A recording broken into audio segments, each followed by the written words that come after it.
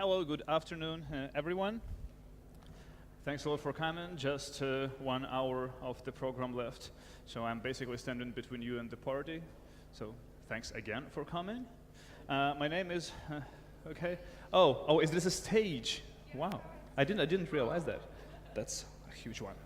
Anyways, so once again, good afternoon. My name is Andrii Degeler. I represent Rockstart.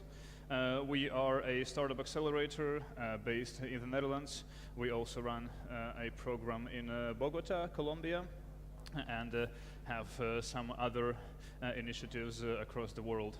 Today I came here to talk about what has happened to the whole concept of a startup accelerator over the past 12 years, and what does it actually mean for a founder today who is looking for a program to apply.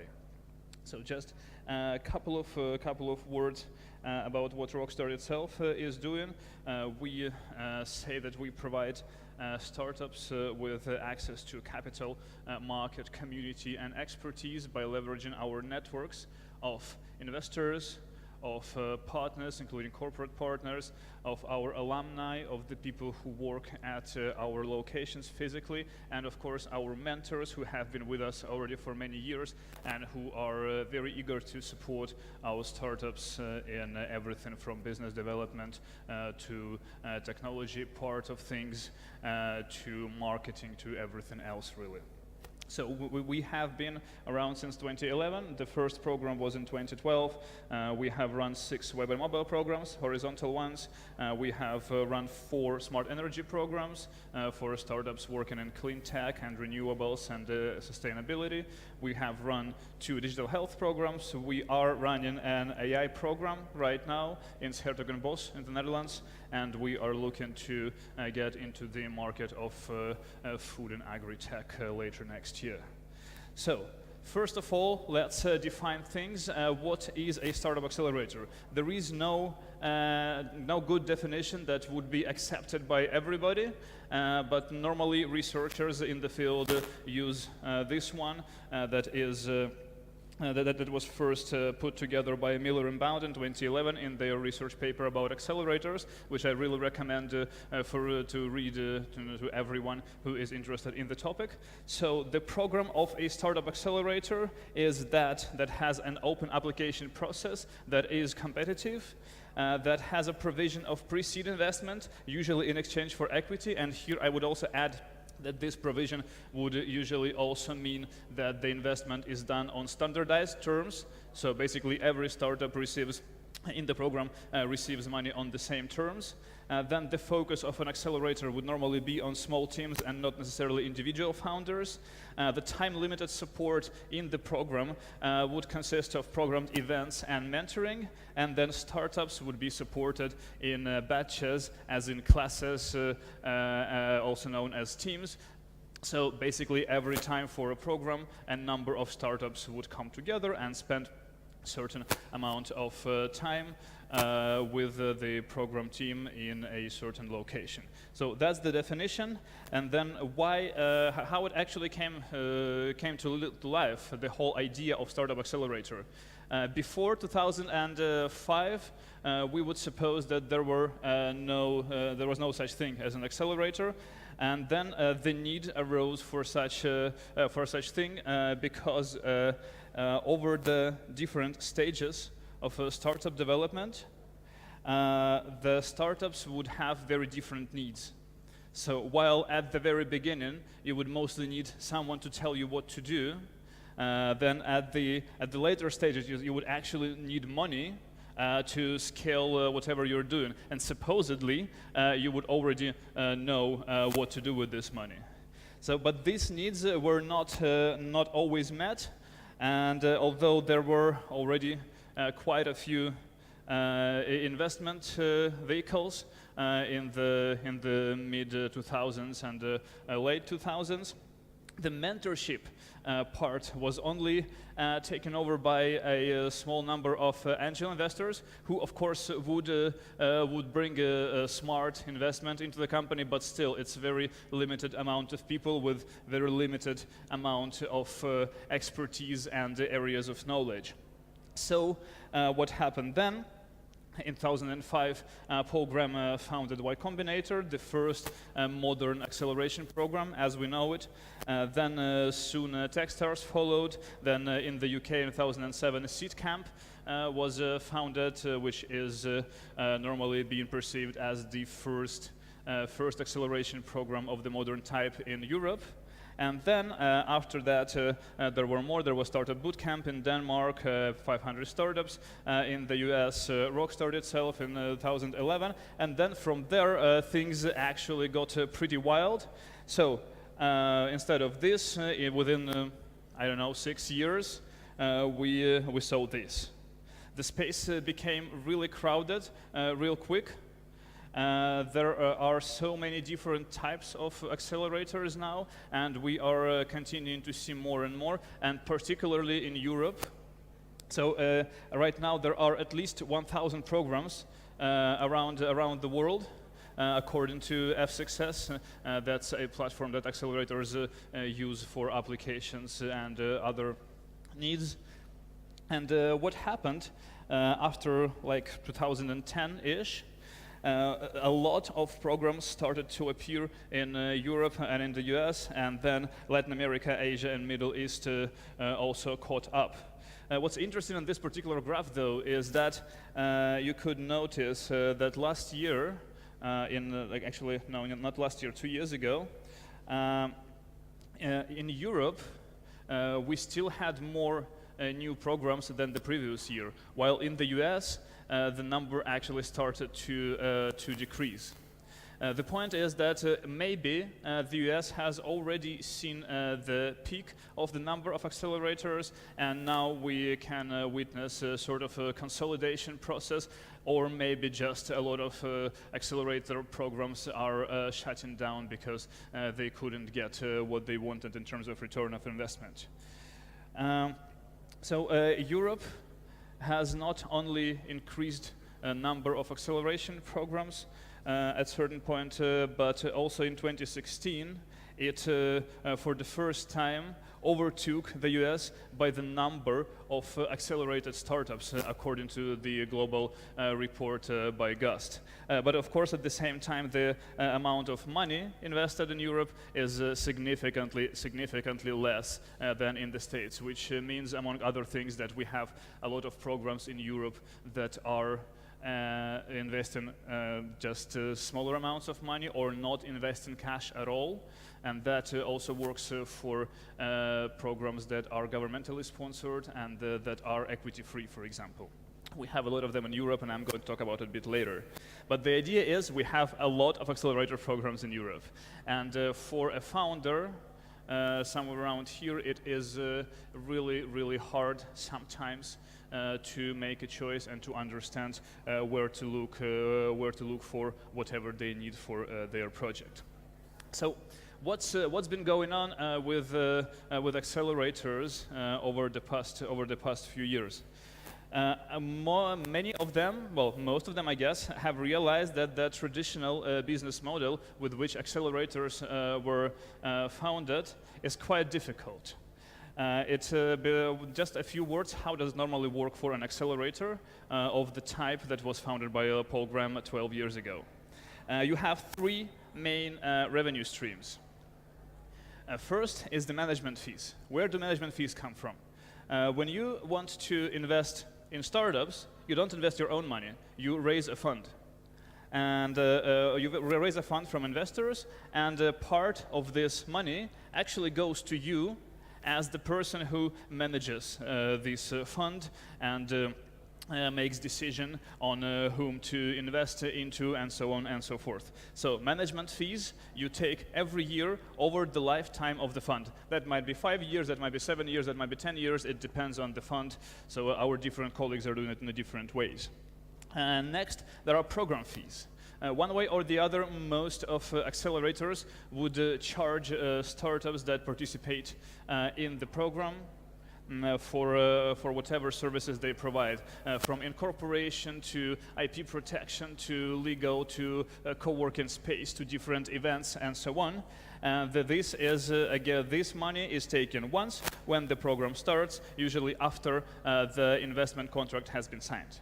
And then the third one, the most interesting one, and the one that most accelerator programs are pretty hopeful about, is the share of the profit from startup exits. So you are an accelerator, you have invested in a batch of startups, and then in 5 to 7 years, you get a unicorn. That's like the dream, right? And this unicorn, I'm sorry, this unicorn is being acquired for a lot of money by someone else, or it goes public, and then you get the money back. Your equity, which is not anymore what you got at the point when you started the program. You have been diluted severely, but still you get a lot of money. Most of this money actually goes back to your investors, from whom you raised the fund. The profits of the exit mostly also go to the investors. You normally would get anywhere between 20 and 30% of the profits of the exit.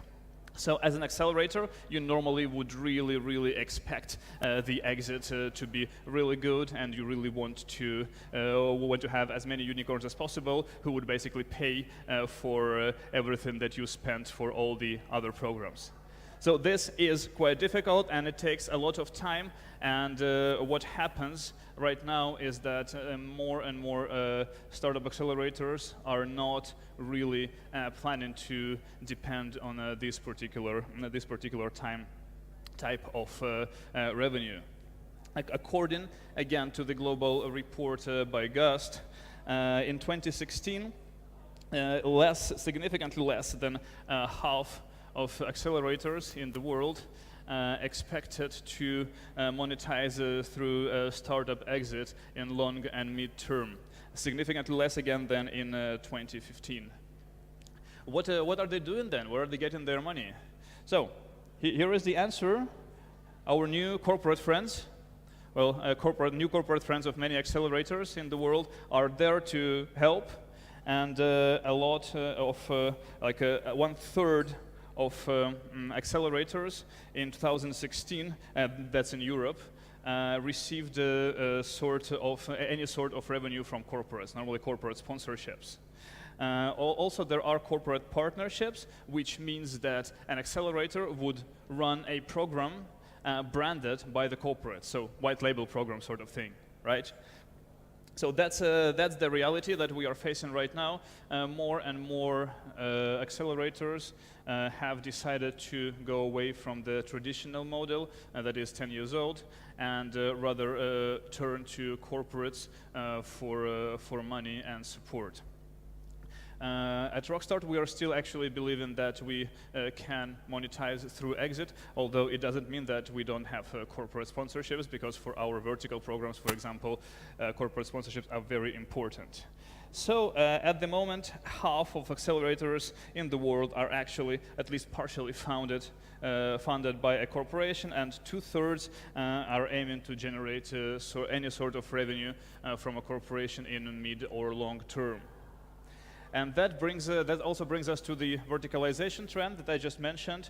More and more accelerators are going from a horizontal model, so like investing in startups in any possible industry, just whatever nice project you see, you invest in it. They switch to a model in which you can run a vertical focused program in order to provide your startups that work in one industry with this focused, deeper support, with the mentors that are more industry savvy, with contacts with, for example, corporates or other companies working in this particular industry. And without these contacts, startups sometimes just cannot survive. That goes for verticals like, for example, we have digital health or smart energy. If a startup works with energy, they live and die by having a partnership with a utility company. And it is not that easy, really, to get through the bureaucracy of a big utility company, even in the Netherlands, which is considered to be like one of the most open countries in these terms. So accelerators go vertical, accelerators go corporate, some accelerators go government, some accelerators go equity-free, some accelerators are located in China, for example. What does it all mean for a startup founder? If you have decided that you want to go for an accelerator, how do you look? Where do you look? What are the questions that you would probably should be asking yourself before filling out this application form and have success? First of all, do you actually need the acceleration program? 10 years ago, I would say that what you could expect from an acceleration program were money, as in investment, guidance and support on daily basis from the team that runs the program, because normally the team that runs the program consists of people with entrepreneurial background who know what they are doing and who can guide the founders day to day with all the sort of challenges that they are facing. Another thing that you could expect 10 years ago is the sort of reassurance, for the leap of faith you are taking from being an employee to becoming a startup founder. I recently reread an interesting piece from 2012 on the Next Web about that first batch of Y Combinator startups that came in the summer to the first accelerator as we know it. And a couple of people interviewed, they said that, yeah, without Y Combinator, I don't think I would ever actually be confident enough to make this switch from being an employee to being a full-time founder. So it definitely was there. Then, of course, you would expect mentorship. You would expect some people who have deep expertise in certain aspects of building a company. And you, of course, would expect network, as in people who are also entrepreneurially minded, who have the same goals as you do, and who can share knowledge with you, with whom you can basically discuss whatever you want. What has changed in the last 10, 12 years? I don't think you should actually go to an accelerator for money, at least not in Europe. We have significantly more money available than you could get from an accelerator, from a European accelerator. Of course, 10 years ago, the access to capital wasn't really there. There were pretty few investors who would consider pouring money into your startup. So, yeah. Amount of money you could get from an accelerator back then was substantial. Right now, in most cases, the money you get from an accelerator, the cash, is first of all there to see you through the program, to make sure that you're not worried where to live and what to eat. That's so-called pizza money, and this is the case for most European accelerators that I know. On the other hand, there is still guidance and support. Leap of faith, though, is not there anymore, mostly because the stage that most accelerators are focusing on is now quite a bit later. You don't really come to a normal accelerator with an idea. When you come to accelerator like Rockstart, for example, you normally already have a product, one way or the other, an MVP. You have early traction, and you are already full-time on this. Sometimes you have a team.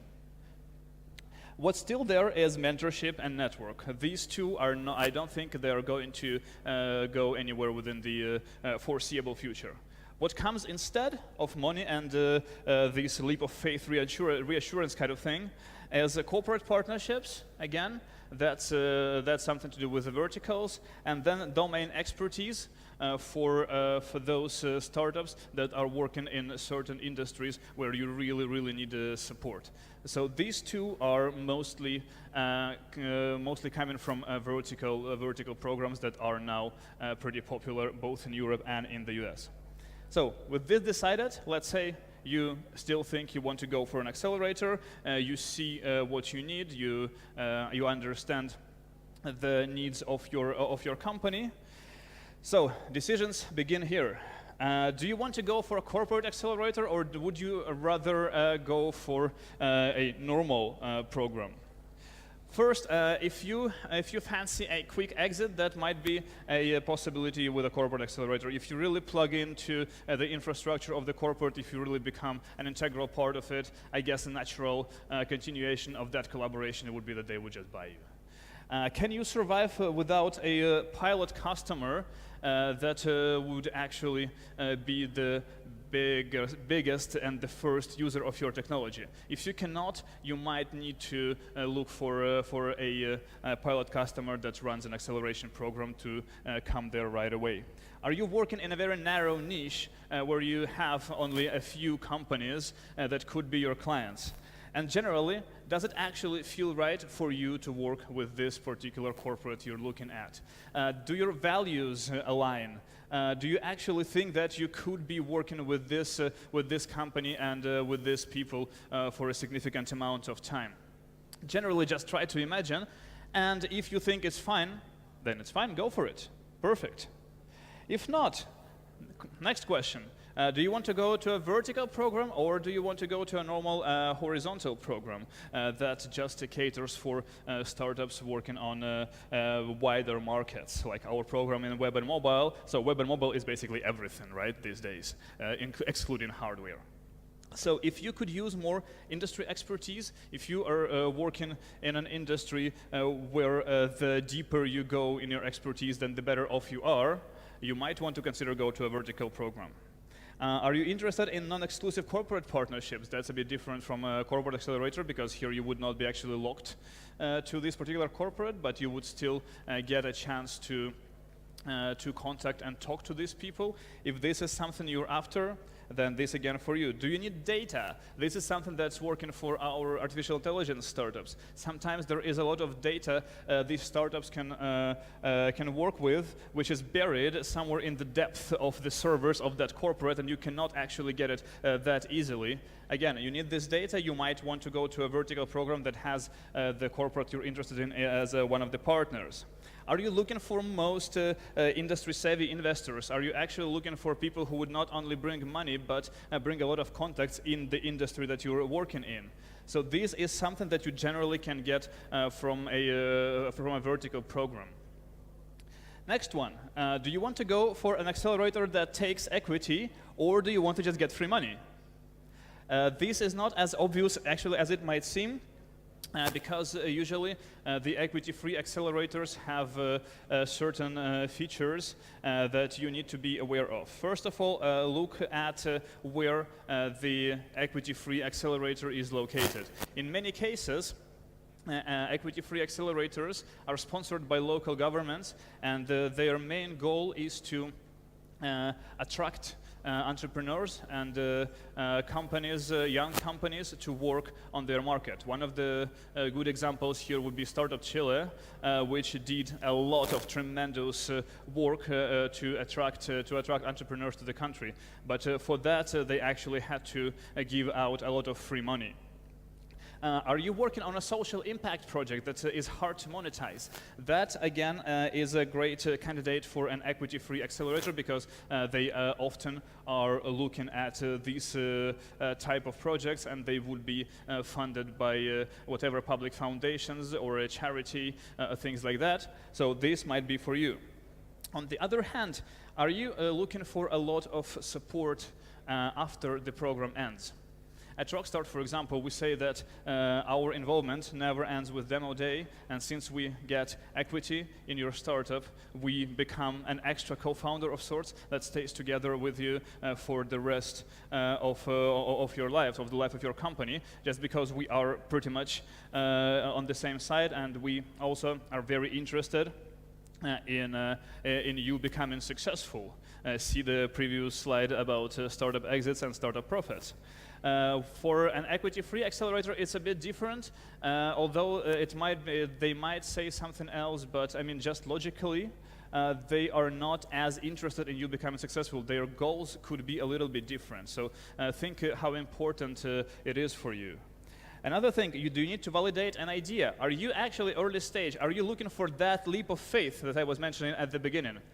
Now, if you, 10 years ago, you would go to normal accelerator with that. Now you don't really need to, because now you have a lot of early stage acceleration programs that would actually give you a little bit of free money to validate the idea, to find product market fit, to do like first phase of customer development, and just start things off.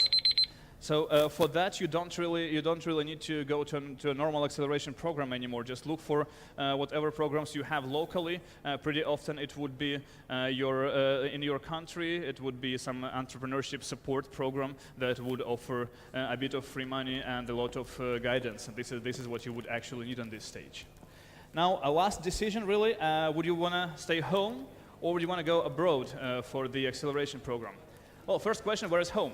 If home is in the US and you're actually looking for North American customers, then the question is answered. You don't really need to go anywhere for that. If you're not there, then think about how easy would it be to scale your product if you start on your home market. For example, if you're in the UK and you're looking for English-speaking markets, you don't really care that much. You can start in the UK and then scale to Australia or North America or wherever else you want to go. If not, if you're in a smaller country like one of the Baltic states, or even a bigger country, for example, like Ukraine, where I'm from myself, you would really need to consider how much resources you would spend to prove your idea on the home turf before actually scaling, and how easy it's going to be to scale on the other side of the border of your country.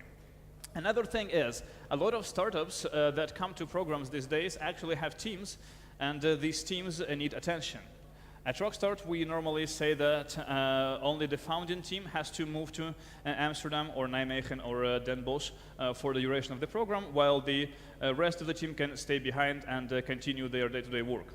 But how important is it for you as a founder to stay close, physically close to the team? Not necessarily for doing something operational, but there could be all sorts of reasons that you would need to be there. If this is something that you could not live without, then of course it makes sense for you to look for something close. And then, of course, where are your customers? If your market is somewhere abroad, if you're not going to work with your local market anyway, then just go away. Find a program in a market that you like, and oh, thanks. That's a really subtle hint. Find the market that you like, find the program at the market that you like, and start applying. That's pretty much it. So if there is something I wanted to leave you with, is do your research.